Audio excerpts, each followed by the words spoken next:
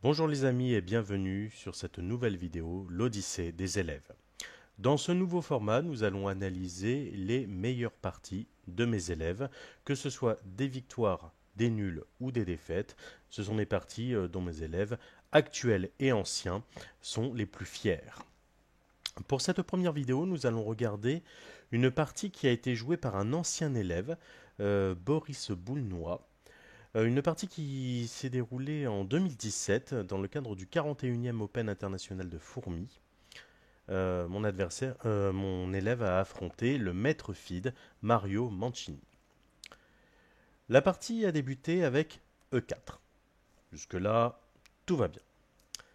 C5, cavalier F3, E6. Ok, donc là nous évitons la plupart des décisions de type Najdorf, Dragon, Schwechnikov, etc. Bien qu'il peut y avoir quelques transpositions, bien entendu. Mon élève a décidé d'ouvrir avec D4. On est donc dans une sicilienne ouverte. Les noirs ont la quasi-obligation de prendre en D4 dès lors qu'il y a une tension entre le pion C5 et le pion D4. Une prise est vivement recommandée. Je dis que c'est quasiment obligatoire parce que les blancs menacent non pas de prendre en C5, mais plutôt de pousser le pion D4 en D5 et ainsi limiter le développement du cavalier B8. Il y a une prise, reprise avec le cavalier. A6. Ok. Cavalier C3, Dame C7. Alors ce qu'il faut savoir ici, c'est qu'il y a eu une petite préparation. En effet, ce joueur, je l'ai déjà affronté à plusieurs reprises et j'ai pu remarquer qu'il y avait un pattern de respecter, un ordre de coups relativement récurrent. Et nous avions décidé, dans le cadre de cette préparation, de jouer G3. Évidemment, c'est un coup un petit peu obscur qui n'est pas souvent joué. L'idée est de profiter de la grande diagonale blanche et de jouer sur la case D5 par l'arrière, tout en évitant la mise en danger du fou si jamais il y avait eu du fou E2 ou du fou C4 par exemple. Bien que fou C4, je le précise, n'était pas possible. B5, ouverture de la grande diagonale blanche. Il va y avoir probablement une préparation de type fou B7 pour contester la case D5 et taper sur E4.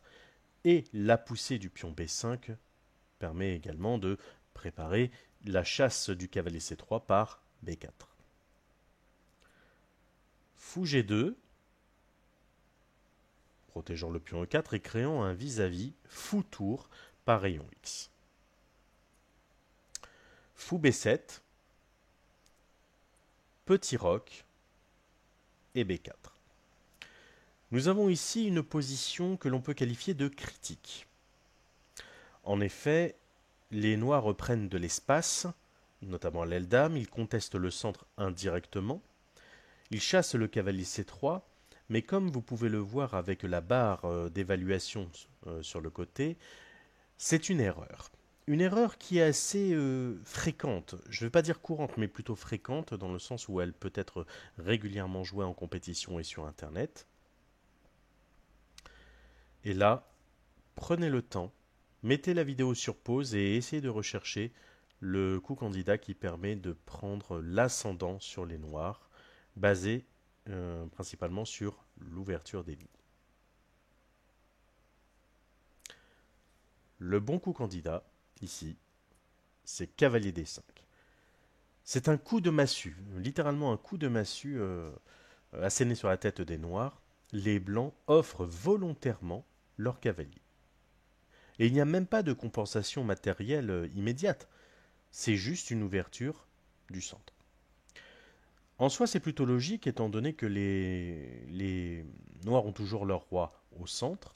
Donc il est normal et logique de vouloir activer les pièces lourdes sur le centre. Mais il y a également un retard de développement de la part des noirs. Les noirs ont accepté le cadeau et ont joué E prend D5. E prend D5, ouverture totale et complète de la colonne E. Celle-ci est devenue ouverte, il va y avoir très rapidement du tour 1 échec. Accessoirement, il y a aussi un vis-à-vis fou-fou sur la grande diagonale blanche. Et les blancs pourraient éventuellement envisager la poussée D5, D6 pour créer une attaque à la découverte et une attaque sur la dame. À ce titre, les noirs ont joué D6. Un coup qui bloque un petit peu la position au centre, mais la position devient particulièrement difficile à jouer et chaotique pour les noirs. Il suffit de regarder la barre d'évaluation qui indique à l'heure actuelle 2,6. Tour 1, échec. Et là c'est délicat parce qu'en fait il n'y a pas énormément de coups disponibles. Sur du roi D8, fou G5 échec. Bien évidemment, il n'y aura pas de dame E7. Peut-être qu'il y aura alors du cavalier E7. Mais auquel cas, il pourrait y avoir des idées à base de cavalier F5, peut-être du dame E2 aussi, voire même du cavalier C6. Mais les noirs s'enferment. Peut-être du cavalier F6 alors. Dans ce cas, dame E2, menaçant mat en E8. Et en cas de fou E7, eh bien cavalier F5. Il pourrait même y avoir des idées de cavalier C6 échec pour forcer les échanges et ouvrir la grande diagonale blanche. C'est particulièrement difficile et compliqué. Il peut y avoir aussi, et c'est ce qui a été joué, du cavalier E7.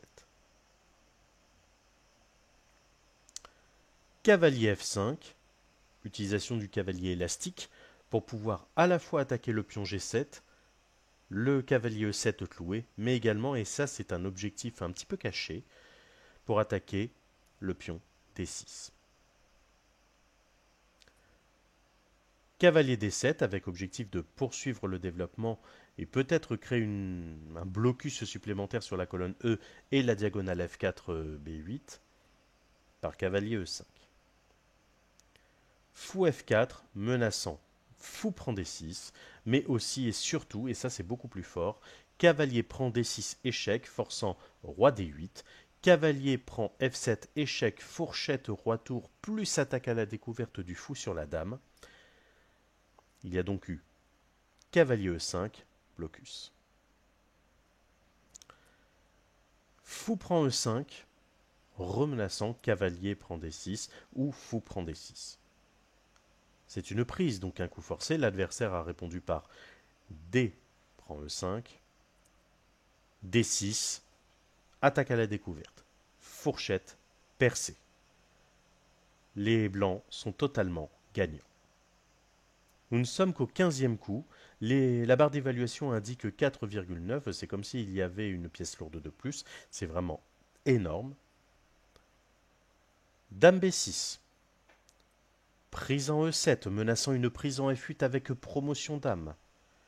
Donc il y a eu fou prend. Fou prend B7, attaquant la tour. Dame prend. Tour prend E5, récupération du matériel. Les blancs ont simplement, entre guillemets, un pion de plus, mais la position est écrasante. Le fou E7 est cloué. Attaquer 2 fois, protéger 2 fois, le ratio est donc en théorie en faveur des noirs, mais le fou est protégé par roi et dame, qui sont les plus mauvaises pièces en défense. Tour D8. Dame 2, création d'une batterie. Tour D7. Tour E1. Au 20e coup, abandon des noirs. Mon ancien élève a donc fait une miniature de 20 coups. Contre un maître FIDE, c'est également sa meilleure performance, du moins lorsque nous travaillons ensemble. Voilà les amis, pour cette première représentation, n'hésitez pas à me dire ce que vous en pensez dans les commentaires, n'hésitez pas à liker la vidéo, à lâcher un petit pouce bleu, ça fait toujours plaisir et ça aide au référencement des vidéos. N'hésitez pas à faire un don sur ma page Tipeee qui se trouve dans la description. Si vous souhaitez que j'analyse une de vos parties, n'hésitez pas à me contacter pour cela. Je vous dis à très bientôt pour une prochaine vidéo.